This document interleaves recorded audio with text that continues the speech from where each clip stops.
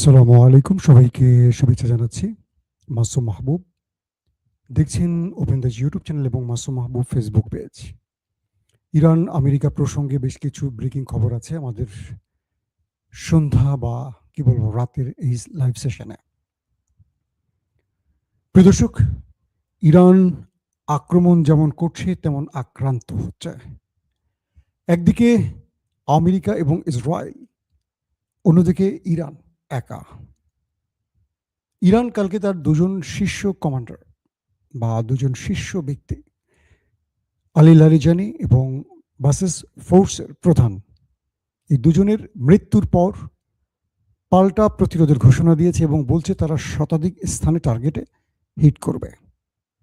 Iran তার কথা রেখেছে। শত্রু দেশটির ভেতরে প্রায় শতাধিক স্পটে তারা হিট করেছে। নেতাকাকুর দেশের একজন অন্যতম সাংবাদিক জানিয়েছে, ইরানের মিসাইল এতটা ভয়াবহভাবে আক্রমণ করেছে যেগুলো ইন্টারসেপ্ট করা তাদের পক্ষে সম্ভব হয়নি।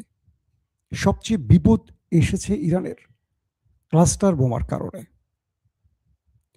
ইরান যখন একটি মিসাইল ছোড়ে সেটি উপরে চলে যায়, এরপর শত্রু দেশটির ভেতরে যখন প্রবেশ করে তখন সেটাকে ইন্টারসেপ্ট করে একটি মাত্র অ্যান্টি মিসাইল বা ৩টি মিসাইল বা ৪টি মিসাইল। কিন্তু যখনই সেই মিসাইলটি ইন্টারসেপ্ট করতে আসে তখন অটোমেটিক ইরানের মিসাইলের ভেতর থেকে ৫০ থেকে শতাধিক, অর্থাৎ ৫০, ৭০, ৮০ বা ১০০-র মতো ক্লাস্টার বোমা সেখান থেকে বেরিয়ে আসে। এই একটি, দুটি, ৩টি অ্যান্টি মিসাইল দিয়ে শতাধিক মিসাইল ইন্টারসেপ্ট তাদের পক্ষে সম্ভব হয় না। সাংবাদিক বললেন, মানে নেতাকাকুর দেশের সাংবাদিক বললেন, কয়েকটি স্পট ভিজিট করে তিনি সরাসরি দেখাচ্ছেন যে ক্লাস্টার বোমার কারণে কি হচ্ছে দেশটির ভেতরে। সেই দৃশ্যে আমরা দেখলাম যে যখন আক্রমণ চলছে বা ইরানের ক্লাস্টার বোমার কারণে সেই দেশটির ভেতরে প্রায় ১০ থেকে ১৫ কিলোমিটারের ভেতরে তাণ্ডব লীলা চলে। প্রশ্ন করবেন, একটি মিসাইলে ১০ থেকে ১৫ কিলোমিটারের ভেতরে তাণ্ডব চলে কি করে? দেখা যায় যে যে মিসাইলটি ক্লাস্টারগুলো ছেড়ে দেয়, ক্ষুদ্র ক্ষুদ্র মিসাইলগুলো যখন এটা ছেড়ে দেয়, এটা খুব নিচে আসে না, এরা অনেক উপর থেকে ছোড়ে। তো যখন উপর থেকে ছোড়ে তখন এটা একটা পয়েন্টকে টার্গেট করে না, বিচ্ছিন্নভাবে অনেকগুলো জায়গায় যেন আকাশ থেকে তারা খুলে খুলে পড়ে যায়, এরকম আলোর রশ্মি নিয়ে বিচ্ছিন্নভাবে ১০ থেকে ১৫ কিলোমিটার জুড়ে এটা তাণ্ডব চালায়। তো এভাবে কালকে ইরান তার শত্রু দেশটির ভেতরে প্রায় শতাধিক মিসাইল হিট করেছে, পাশাপাশি ড্রোন অ্যাটাক চালিয়েছে। ড্রোনগুলো দখলদারদের খুব কাঙ্ক্ষিত স্থানে হিট করেছে, যেহেতু এগুলো কামিকাজি অথবা আত্মঘাতী ড্রোন, নিজে ধ্বংস হয় এবং শত্রুকে ধ্বংস করে। পাশাপাশি ক্লাস্টার বোমার কারণে তাদের গুরুত্বপূর্ণ তেল আবিব সহ বেশ কিছু গুরুত্বপূর্ণ শহর মোটামুটি সারা রাত ধরে আগুন জ্বলে এবং সাইরেন বাজে। দখলদার দেশটির জনগণ বলছেন তারা এত ভয়ঙ্কর অমানিসা এর আগে কখনো দেখেননি। এমন দৃশ্য তারা এই প্রথম দেখছেন। তারা বলছেন যে সারা রাত ধরে সাইরেন বাজছে আর আকাশ থেকে যেন উল্কাপিণ্ড খুলে খুলে পড়ছে, আকাশ থেকে যেন মেঘ ভেদ করে গ্রেনেড মাটিতে পড়ছে একটার পর একটা, মানে গ্রেনেড আকারে এই বিষয়গুলো, মানে ক্লাস্টারগুলো বিচ্ছিন্নভাবে পড়ছে। ইরান দাবি করেছে তারা নেতানিয়াহুর দেশটির ভেতরে ক্লাস্টার বোমার নিক্ষেপে তাদের যে সামরিক ঘাঁটি, যেখানে সামরিক সদস্যরা সবাই থাকেন, সেই রকম বেশ কিছু স্থানকে টার্গেট করেছে। এখন যদি আমরা একটু ব্যাখ্যা করি এভাবে যে একটা ক্লাস্টার বোমা যদি কোনো সামরিক ঘাঁটিতে পড়ে, ধরেন ১০০ ক্লাস্টার যদি সেখান থেকে বেরিয়ে আসে, তাহলে কতজন শত্রুকে টার্গেট করতে পারে? একটি মাত্র মিসাইল। ধরেন নির্দিষ্ট একটি মিসাইল যে কোনো একটি জায়গায় হিট করলে ওই অঞ্চলটাকে ধ্বংস করে, ওই যেইটুকু এরিয়ার মধ্যে বা সেই ওয়ারহেডের ভেতরে কত পাউন্ড বিস্ফোরক আছে তার উপর ডিপেন্ড করে, কিন্তু ক্লাস্টার সেটা করে না। ক্লাস্টার একটা বিশাল অঞ্চল জুড়ে ধ্বংস চালায়। বলা হচ্ছে যে এই ক্লাস্টারের কারণে কাল সেই দেশটির ভেতরে ব্যাপক ক্ষয়ক্ষতি হয়েছে, প্রচুর মানুষের প্রাণহানির খবর আসছে। যদিও সেন্সরশিপের কারণে সংখ্যাটা তারা খুব কম বলে, 2 জন 4 জন 5 জন করে বলে, কিন্তু সেই দেশটির স্বাস্থ্য মন্ত্রণালয়ের বক্তব্যে তাদের হাসপাতালে মানুষকে ভর্তির আর জায়গা নেই। হাসপাতালগুলোতে এত আহত রোগী যে তারা জায়গা দিতে পারছে না। তাহলে প্রশ্ন আসতে পারে, এত যদি আহত হয়, নিহত এত কম কেন? গেল একটি ব্যাপার। 2 নম্বর যে বিষয়টি আসছে সেটি হলো, পুরো দেশটির ভেতরে গতকালকে ছিল ব্ল্যাকআউট, অন্ধকার, পুরো সিস্টেম অকেজো হয়ে গেছে, বিদ্যুৎ ব্যবস্থা ভেঙে পড়েছে, পুরো দেশটির ভেতরে আলোর বদলে অন্ধকার এসে চেপে ধরেছে। মানুষ এক অন্ধকার রাত দেখলো গত রাতে, আর সেটা হলো আলী লারিজানি এবং তাদের এক গোয়েন্দা প্রধানের মৃত্যুর প্রতিশোধ হিসেবে। প্রিয় দর্শক, আজ সকালে আপনাদের খবর দিয়েছিলাম যে ডোনাল্ড ট্রাম্পের এই যুদ্ধ নীতির বিপরীতে দাঁড়িয়ে গেছে মার্কিন যুক্তরাষ্ট্রের অনেকে, এবং আপনারা জেনেছেন যে মার্কিন যুক্তরাষ্ট্রের কাউন্টার টেরোরিজম ইউনিটের যিনি প্রধান, তিনি পদত্যাগ করেছেন। তাকে ডোনাল্ড ট্রাম্প ক্ষমতায় বসে এই পদে নিযুক্ত করেছিলেন, এবং বলা হয় ডোনাল্ড ট্রাম্পের খুব বিশ্বস্ত ছিলেন তিনি। তিনি বলেছেন এই যুদ্ধ আমেরিকার নয়, কিন্তু আমেরিকা একটি বিশেষ দেশের নাম উল্লেখ করে বলেছেন তাদের ইচ্ছায় এই যুদ্ধে আমেরিকা জড়িয়েছে, এবং আমেরিকা ব্যাপক ক্ষতির মুখে পড়ছে। একদিকে তাদের সেনা ঘাঁটি ধ্বংস হচ্ছে, তাদের বিভিন্ন অস্ত্র ধ্বংস হচ্ছে, তাদের প্রতিরক্ষা ব্যবস্থা ধ্বংস হচ্ছে, তাদের সেনারা প্রাণ হারাচ্ছে। বিনিময়ে আমেরিকা এই যুদ্ধ থেকে কিছু পাচ্ছে না। তিনি বলছেন আমেরিকার প্রেসিডেন্ট যে অভিযোগটি তুলেছেন যে ইরান আমেরিকায় হামলা করত অথবা ইরান পারমাণবিক বোমা তৈরি করে ফেলতো আর কিছুদিনের মধ্যে, এই অভিযোগটিকে তিনি অস্বীকার করে বলেছেন এগুলো মিথ্যে অভিযোগ। ইরান আমেরিকার জন্য কোনো প্রকার থ্রেট ছিল না। কে বলছেন? যুক্তরাষ্ট্রের একজন গোয়েন্দা প্রধান, কাউন্টার টেরোরিজমের প্রধান তিনি। এবং রিপাবলিকান দল, অর্থাৎ ট্রাম্পের যে দল, তারা ট্রাম্পকে দ্রুত যুদ্ধ থেকে ফিরে আসার পরামর্শ দিচ্ছেন, কিন্তু ট্রাম্প নতুন করে কিউবাতে তার নজর বিস্তৃত করতে চান। তিনি বলছেন ইরানের পর আমার নজর পড়বে কিউবাতে। সবকিছু মিলে ডোনাল্ড ট্রাম্পের সাম্প্রতিক প্রত্যেকটি বক্তব্য নিয়ে BBC, CNN, Al Jazeera, Reuters, বড় বড় গণমাধ্যমগুলো বলছেন যে ট্রাম্প যা বলছেন তার উল্টোটা হচ্ছে, এবং ট্রাম্প যা বলছেন কিছুক্ষণ পর তার নিজের ভিন্নটা নিজেই বলছেন। ট্রাম্প আসলে সত্য বলছেন নাকি মিথ্যা বলছেন? এই পরিস্থিতিতে ট্রাম্প নিজের দেশে আন্তর্জাতিকভাবে ব্যাপক চাপে রয়েছেন। যেমন ইউরোপীয় ইউনিয়ন ইতিমধ্যে ট্রাম্পকে সরাসরি জানিয়ে দিয়েছে তারা এই যুদ্ধে জড়াবে না। ন্যাটো স্পষ্ট জানিয়ে দিয়েছে এই যুদ্ধে তারা জড়াবে না। এখন ট্রাম্প কি করবে? বলা হচ্ছে 2003 সালে মার্কিন যুক্তরাষ্ট্র সেই দেশটির ভুল পরামর্শে ইরানের বিরুদ্ধে যুদ্ধে জড়িয়েছিল।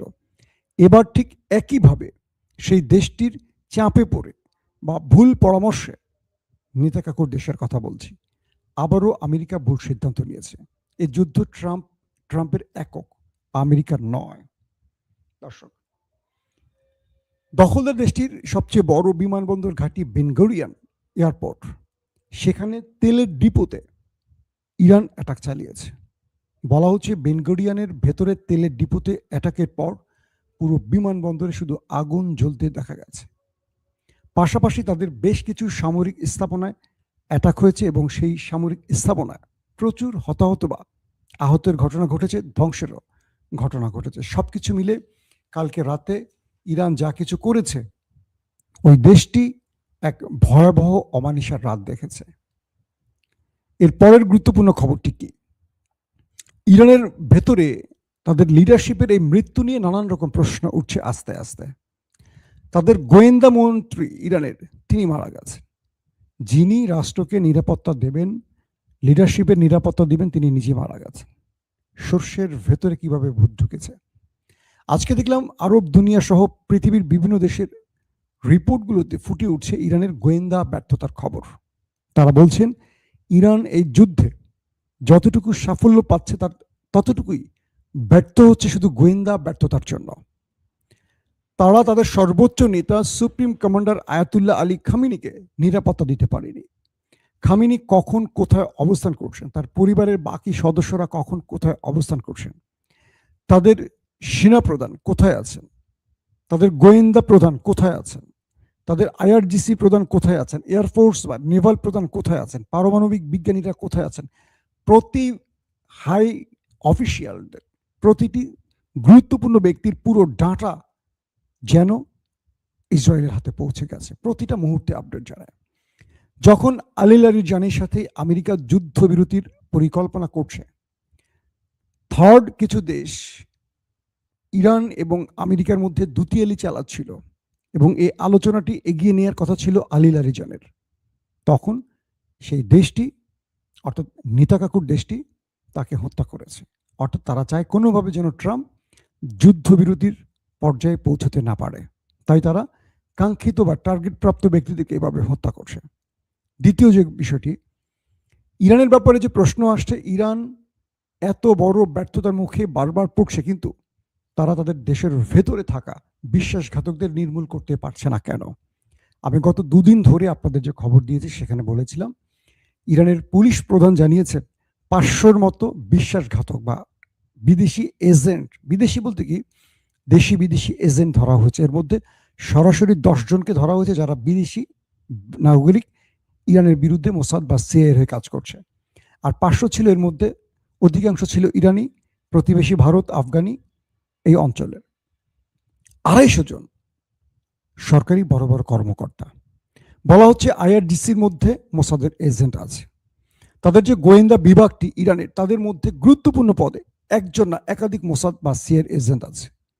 আলী খামিনির খুব কাছাকাছি ছিল তারা, গোয়েন্দা প্রধানের খুব কাছাকাছি ছিল তারা, পরমাণু বিজ্ঞানীদের মধ্যে তাদের প্রবেশ ঘটে গেছে। অর্থাৎ ইরানের রন্ধে রন্ধে বিশ্বাসঘাতকদের প্রবেশ ঘটে গেছে, যে কারণে ইরান যখনই কোনো বড় পরিকল্পনা নিয়ে কাজ করতে শুরু করে অটোমেটিক সব তথ্য সেই দেশটি পেয়ে যায় এবং তাদেরকে খুব কষ্ট করতে হয় না।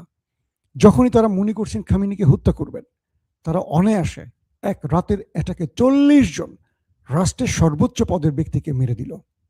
যখন তারা মনে করলো এবার আলী লারিজানিকে মারতে হবে, মেরে দিল। যখন তাদের মনে হলো এবার গোয়েন্দা প্রধানকে মারতে হবে, মেরে দিল। এই দেশটির মধ্যে হামাসের রাজনৈতিক প্রধান ইসমাইল হানিয়া প্রাণ হারালো, অথচ ইসমাইল হানিয়া কাতার এবং তুরস্কে দীর্ঘদিন অবস্থান করছেন, কখনো টার্গেট করতে পারেনি। ওই দেশটির নেতাকাকুর দেশটির সবচেয়ে বড় টার্গেট ছিল তুরস্ক, কিন্তু তুরস্কের গোয়েন্দা বাহিনী এমআইটি, মিল্লিত ইস্তেকবারাত তিশকেলাতি, এই টিমটি পুরো মোসাদের পরিকল্পনাকে ব্যর্থ করে দিচ্ছে। প্রতি মুহূর্তে তারা বড় বড় গ্রুপকে ধরে ফেলছে। আপনারা জানেন ইভেন ফিলিস্তিনে যে যুবকরা ভালো প্রকৌশল বিদ্যা অর্জন করছে, যারা বড় বড় ইঞ্জিনিয়ার হয়ে বেরোচ্ছে, তাদেরকে টার্গেট করছে সেই দেশটি। তারা মালয়েশিয়ায় চলে গেছে, ধরেন সেখানে মোসাদ চলে গেছে তাকে হত্যা, সেখান থেকে এই এমআইটি তুর্কি গোয়েন্দারা তাকে বাঁচিয়ে ফিরে এনেছে। তো বলা হচ্ছে যে তুরস্কের মতো একটি দেশে যেখানে সব শ্রেণীর মানুষের বসবাস এবং ইসরায়েলি বা ইহুদিদের প্রচুর বসবাস তুরস্কে, আপনারা জানেন হয়তো, কিন্তু সেখানে সফল হতে পারে না সিআইএ কিংবা মোসাদ।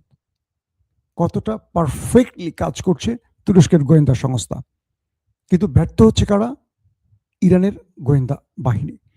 এখন ইরান প্রতি মুহূর্তে বিশ্বাসঘাতকদের ধরপাকড় করছে, তাদের ফাঁসি, আজও ফাঁসি হয়েছে কজনের, প্রতি মুহূর্তে ফাঁসি দিচ্ছে।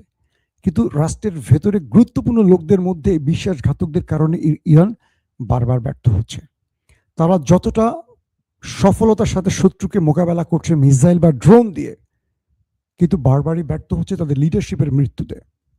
তবে আলী খামেনি একটি কাজ করে দিয়ে গেছেন, তিনি তার মৃত্যুর আগে একটি নতুন সিস্টেম তৈরি করে দিয়ে গেছেন ইরানের মধ্যে। সেটি হলো প্রতিটি ডিপার্টমেন্টে 4 জনকে গুরুত্বপূর্ণ পদ দেয়া হয়েছে, ABCD করে, এরকম 4 জন।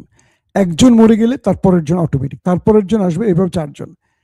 যখনই আরেকজন মরবে নিচ থেকে আরেকজন উপরে উঠে আসবে, যখনই আরেকজন মারা যাবে নিচ থেকে একজন উঠে আসবে। যে কারণে ইরানের লিডারশিপের মৃত্যুর পরও ইরান শত্রুকে মোকাবেলায় এতটুকু বেগ পাচ্ছে না। বা সমস্যা হচ্ছে না। যেমন ডোনাল্ড ট্রাম্প বলেছেন যে ইরানিরা এত ঘাউরা জাতি, ঘাউরা শব্দটা তিনি বলেননি, যে ইরানিরা খুব মেধাবী জাতি এবং এরা এত জেদি জাতি, আমি এরকম জাতি এর আগে দেখিনি। কারণ আমেরিকার ভয়ে সবাই বলে না যে বাঘে মহিষে এক ঘাটে পানি খায়, কিন্তু সেই আমেরিকাকে সমানে মধ্যপ্রাচ্যে ধরে ধরে খুঁজে খুঁজে পেটাচ্ছে এই দেশটি। এবং ট্রাম্প তার রণতরী পাঠাচ্ছে, সেই রণতরীতে হিট করে আগুন ধরিয়ে দিচ্ছে। ট্রাম্প খার্গ দ্বীপে যখন অ্যাটাক করে, সেম কিছুক্ষণের মধ্যে গালফ কান্ট্রিতে মার্কিন ঘাঁটিগুলোকে জ্বালিয়ে শেষ করে দেয় খামেনি বাহিনী। অর্থাৎ ট্রাম্প যা করছে তার চেয়ে বড় অ্যাটাকটা একটু পরে তারা করছে। আজকে মার্কিন যুক্তরাষ্ট্র দাবি করেছে তারা 2200 কেজি ওজনের বাংকার ব্লাস্টার বোমা মেরেছে ইরানের মধ্যে। বুঝতে পারছেন, ইরানের একটা বেসকে প্রায় ধ্বংস করে ফেলেছে। কিন্তু ইরান দেখা যাবে একটু পরে তারা 2400 কিলোমিটার কেজির আরেকটা মারবে। অর্থাৎ প্রত্যেকটা ক্ষেত্রে তারা তাদের প্রতিশোধ নিচ্ছে, কিন্তু কাঙ্ক্ষিতভাবে তারা বিজয়টা ধরে রাখতে পারছে না তাদের গোয়েন্দা ব্যর্থতার জন্য। এতগুলো ব্যক্তির মৃত্যু প্রমাণ করে দিচ্ছে যে ইরানকে যে কোনো সময় এর চেয়ে বড় মাসুল দিতে হতে পারে। আমি মনে করি ইরানের উচিত তুরস্ক এবং পাকিস্তানের গোয়েন্দা বাহিনীর সাথে একটা কোলাবোরেশন করে তাদের গোয়েন্দা বাহিনীর মধ্যে সকল লোকদেরকে ছাঁটাই করে নতুনভাবে এই প্রতিষ্ঠানটাকে তৈরি করা। কারণ এত বেশি বিশ্বাসঘাতকরা এখানে ঢুকে গেছে যে ইরান কুলিয়ে উঠতে পারছে না। বিদায় নিচ্ছে দর্শক, ইনশাআল্লাহ আজ রাত 11টা থেকে 12টার মধ্যে আবার আসার চেষ্টা করব। যারা আমার চ্যানেলে প্রথমে এসেছেন অবশ্যই বলবো সাবস্ক্রাইব করে রাখতে পারেন আন্তর্জাতিক প্লাস বাংলাদেশের খবর পেতে। আর যারা ফেসবুকে দেখছেন তাদের জন্য শুভকামনা, একটু বেশি বেশি কমেন্ট করবেন। এই খবরগুলো তো বুঝতে পারছেন অনেক রকম কারণ তৈরি হয়, একটু বেশি বেশি সাবস্ক্রাইব করেন, ফলো করেন, আমাদের সঙ্গেই থাকেন। আল্লাহ হাফেজ।